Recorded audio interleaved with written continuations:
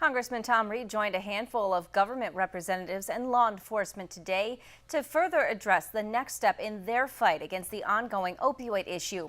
Reed spoke about his latest bill proposal in Congress, which would increase penalties for drug dealers in the case of a fatal overdose. WENY's Kara Demers was in Watkins Glen today.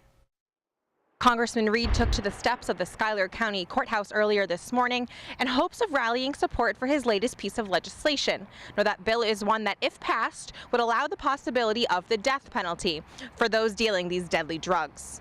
And this is a beautiful day, but I wish we weren't here to talk about these issues. But we need to talk about them.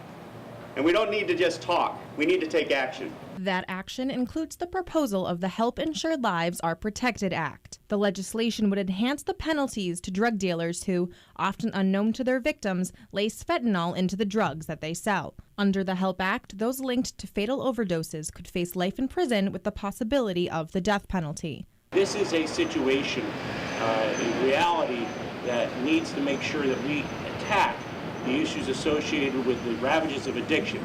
But more importantly, to an extent, is the fact that we need to take care of these drug dealers who are poisoning our communities. In addition to increasing consequences for these dealers, Reed also spoke heavily about a need for treatment and more options for those struggling with addiction. Today, the upstate region represents over 40% of New York State's heroin problem.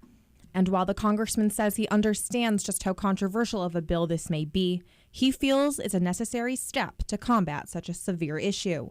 Talk to the moms and dads like we have had the roundtables. Talk to the victims of this heroin that's being laced with this dangerous material. And really try to understand what's going on. Justice needs to be done.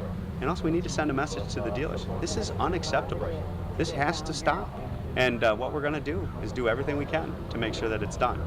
Reed says that although he knows that this bill may be controversial for some, he hopes that if it passes, it will provide some justice not only for the victims, but also for their families.